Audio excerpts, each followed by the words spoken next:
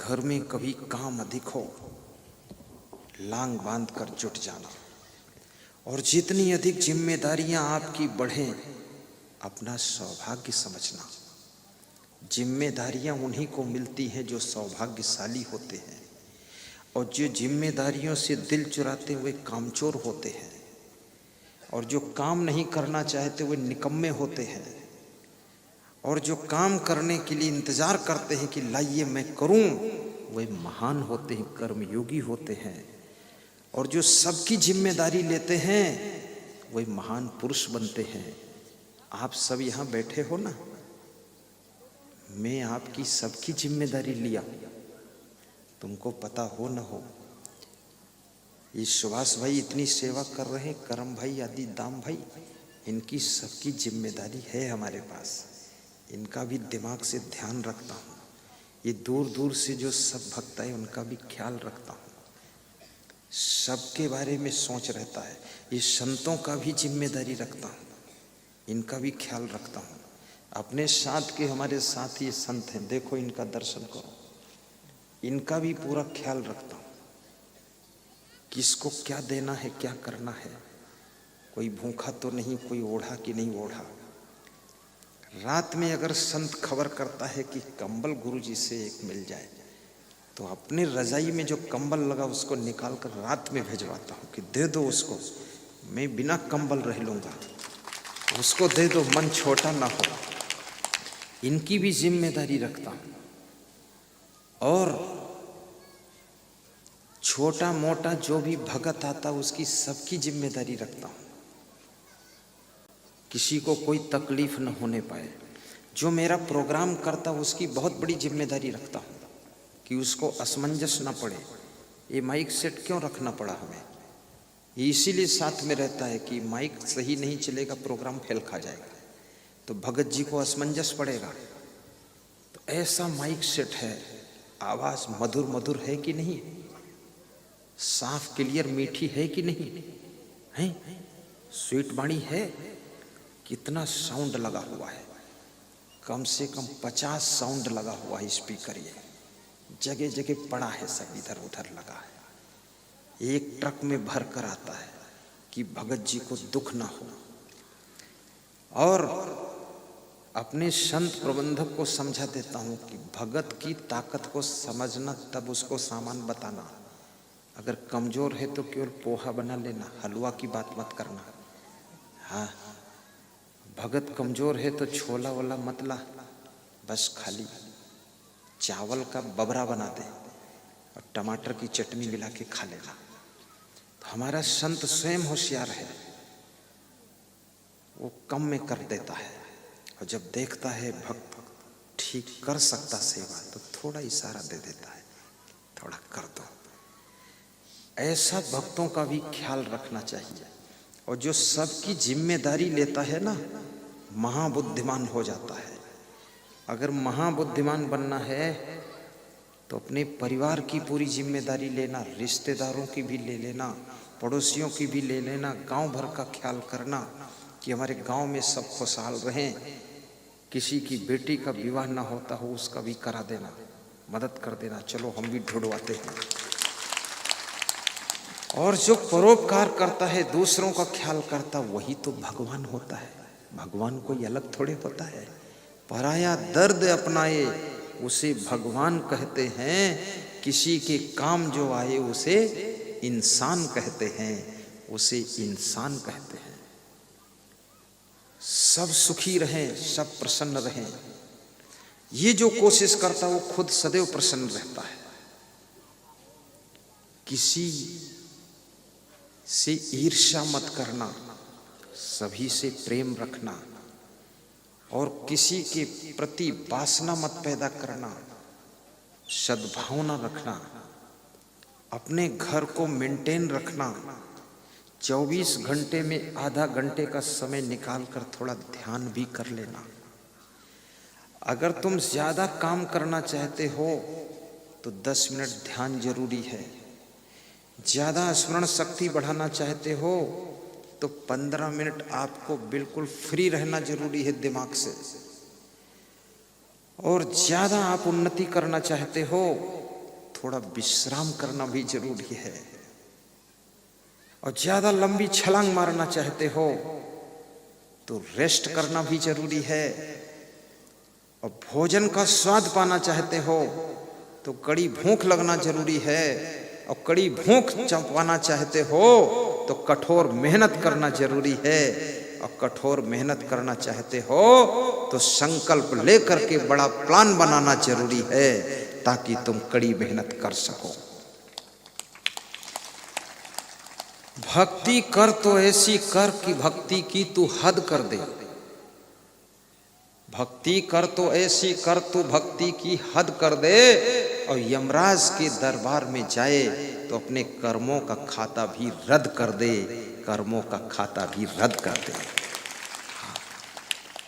यमराज तुम्हें कर्मों का दंड ना दे सके। सब कर्म समाप्त हो चुके हैं, मोक्ष आत्मा है। ऐसा जीवन हो। अपने पति के मनोबल को भी बढ़ाना। हनुमान जी के मनोबल को जामवंत ने बढ़ाया था, तब आकाश में उड़ करके लंका पहुंचे थे। आपके अंदर बहुत बड़ी शक्तियां छिपी हुई हैं। अपने पति को भी ऐसे शब्द कहो कि तुम जितने बुद्धिमान हो, अभी पूरी बुद्धि का तुमने प्रयोग नहीं किया। जिस दिन पूरा प्रयोग करोगे तो कमाल होगा, तो आपका पति और चैलेंज पर आ जाएगा, जुटेगा भी। अपनी पत्नी को बताओ कि तुम्हारे अंदर जितनी कलाएं हैं तुमने अभी प्रयोग नहीं किया। जिस दिन सभी कलाओं का तुम प्रयोग कर दोगी तो रसोई में खुशबू ही खुशबू उठती रहेगी। तब देखना वो 56 प्रकार का भोजन बनाएगी। प्रेम से खाओ, मुस्कुराओ, कह दो धन्यवाद। ऐसा एक दूसरे की प्रशंसा भी करना। और यदि तुम्हारी कोई कमी बताए तो उसको ध्यान से सुनना और उस कमी को दूर करना। क्योंकि अगर किसी ने बताया है कि तुम्हारी नाव में छेद है तो तुम कहो हम नहीं सुनते तुम्हारी बात, चुप रहो तुम। अरे चुप नहीं रहे, नाव डूब जाएगी। वो छेद को बंद कर लो, फिर नाव चालू करो। तुम्हारी नाव में छेद बताने वाले को तुम धन्यवाद दीजिए। तुम्हारी जिंदगी की कमी बताने वाले को धन्यवाद दीजिए। और अपनी कमी को दूर करके और सबसे ऊंची छलांग लीजिए। अपनी कमियों को दूर करिए। क्योंकि मनुष्य पीछे क्यों रह जाता है? क्योंकि उसमें कोई कमी रहती है, त्रुटि रहती है, भूल रहती है। उसको मिटाइए और आगे बढ़िए। उन्नति का रास्ता खोलिए। एक आदमी गुब्बारा बेच रहा था। जब उसके गुब्बारा कम बिकते थे तो 2-3 गुब्बारे आकाश में उड़ा देता था। गुब्बारा बेचने वाले की उम्र 60-70 साल थी। तो बच्चे आकाश में उड़ते हुए रंग बिरंगे गुब्बारों को देखकर मचल जाते थे कि मैं भी गुब्बारा लूंगा, पापा मैं भी लूंगा। तो गुब्बारा वाले के पास में भीड़ हो जाती थी और खूब बिकते थे गुब्बारे। तो एक बालक मचल गया और अपने पिता से बोला मैं भी गुब्बारा लूंगा। वहां गया तो उसने गुब्बारा वाले का कुर्ता खींचा नीचे को। वो लंबा कुर्ता पहना था, दोनों हाथ से कुर्ता पकड़कर नीचे खींच रहा था। तो गुब्बारे वाले ने पूछा तुझे गुब्बारा लेना कि कुर्ता लेना है? कुर्ता क्यों खींच रहा है? उसने कहा गुब्बारा भी लेना है और बात भी करनी है, और तुम इतने लंबे हो, मैं छोटा हूं तो तुम देख नहीं रहे, इसलिए कुर्ता खींच रहा हूं ताकि नीचे देखो। बोले क्या बात करना तुझे? 7-8 साल का बालक है। उसने कहा मैं ये पूछ रहा हूं, ये लाल और सफेद रंग का गुब्बारा आकाश में उड़ रहा है, तो क्या काले रंग का भी उड़ सकता, हरे रंग का भी उड़ सकता है? तो गुब्बारा बेचने वाले ने कहा कि गुब्बारा रंग से नहीं उड़ रहा है, गुब्बारा के भीतर हीलियम गैस भरी गई है इसलिए उड़ रहा है। तो बोले जिस रंग के गुब्बारा में हीलियम गैस भर दी जाए वो रंग का उड़ सकता? बोले सभी उड़ सकते हैं। तो उस 7 वर्ष के बालक ने कहा कि मैं आपसे यही पूछना चाहता हूं कि गुब्बारा कितने दिनों से बेच रहे हो? बोले 50 साल से बेच रहा हूं। बोले तुम्हारे बाप क्या करते थे? बोले वो भी गुब्बारा बेचते थे। बोले जब हर कलर का गुब्बारा हीलियम गैस भरने से आकाश में उड़ सकता है तो हर आदमी भी ऊंचाई पर उठ सकता है। तो 2 पीढ़ी से तुम गुब्बारा ही बेच रहे हो, कुछ और काम क्यों नहीं कर पा रहे हो? ये बात कही उस बालक ने। गुब्बारा वाले के मन में बात बैठ गई कि वास्तव में इसमें ज्यादा प्रॉफिट नहीं है गुब्बारा बेचने में। बोले तुम गुब्बारा की फैक्ट्री डाल दो, ऊंचे उठो। उस दिन से वो गुब्बारा बेचने वाला सोच में पड़ गया और 5 साल के बाद वो गुब्बारा की फैक्ट्री का मालिक बना। याद रखना, शब्दों में शक्ति होती है, शब्दों में ताकत होती है। अगर आपके पास में कोई ऐसा व्यक्ति शब्द बोलने वाला है जो आपके मनोबल को, आत्मबल को बढ़ा देता है, तो याद रखना तुम जितनी ऊंची छलांग नहीं ले सकते थे उससे भी ऊंची छलांग ले सकोगे। कोकिला बहन ने हमेशा धीरू भाई अंबानी के मनोबल को बढ़ाया था, तो धीरू भाई अंबानी ने उद्योग के जगत में सबसे बड़ी छलांग लगाई थी। हर पत्नी को चाहिए अपने पति के मनोबल को बढ़ाए, पति भी अपने पत्नी के मनोबल को बढ़ाए। हमारे आश्रम के संचालक गुरुमन देव महाराज, वही हमेशा मेरा मनोबल बढ़ाते हैं, हमेशा यही काम करते हैं। वो मुझसे बोलते हैं कि अभी तुम जितना किए हो ये पूरा नहीं है, अभी और करना बाकी है आपको। वो कहते हैं जितना तुम्हारे अंदर ऊर्जा है, ताकत है, बुद्धि है, उतना अभी तुम कर ही नहीं पाए हो, उसका चौथाई हुआ है, अभी और जुटो, संघर्ष करो, आगे बढ़ो। इस तरह मुझको बताते हैं और कहते हैं हम तो नहीं पढ़े लिखे हैं, लेकिन तुम जो कर रहे हो हम अपना ही मान रहे हैं, ऐसी आस्था रखते हैं।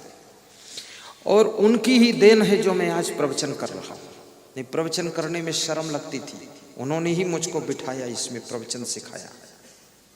और वह समझाते थे धीरे मत बोला करो, थोड़ा तेज बोलो। फिर समझाते थे स्पीड से न बोला करो, थोड़ा आराम से बोलो। फिर कहते थे जल्दी जल्दी हाथ मत चलाया करो, थोड़ा धीरे चलाया करो। कमरे में बिठा के सारी कमियां दूर करते थे। और जिस व्यक्ति में अपनी कमियों को सुनने की दिल में जगह है, वही व्यक्ति एक दिन बहुत बड़ी ऊंचाई को छू सकता है। जो अपनी कमियां सुन नहीं सकता है, वो जहां का तहां खड़ा रह सकता है। और तुम्हारी कमियां वही बताएगा तुमको वही बताएगा जो तुम्हारा खास होगा, तुमको अपने से ज्यादा मानता होगा।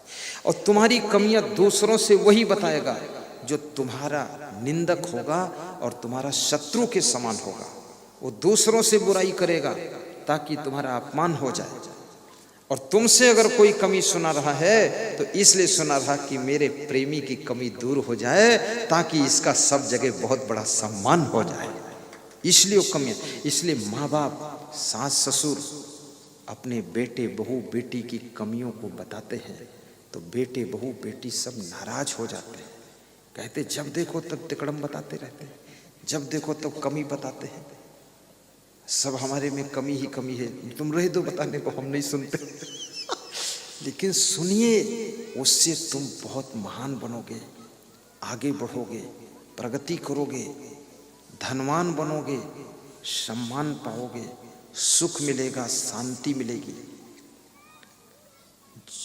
आपने देखा होगा जो शीशी होती टॉनिक की, उसमें ढक्कन लगी होती, जिसको डांट कहते हैं। जिसमें डांट अच्छी लगी है उसका सिरप सुरक्षित रहता है, और जिसकी डांट कमजोर है वो सिरप बाहर बह जाता है। तो यदि आपके ऊपर डांट अच्छी लगी है किसी की, तो आपके संस्कारों का सिरप सुरक्षित रहेगा। अगर डांट कमजोर लगी है तो आपके संस्कार इधर उधर बिखर जाएंगे। इसलिए डांट भी लगनी चाहिए।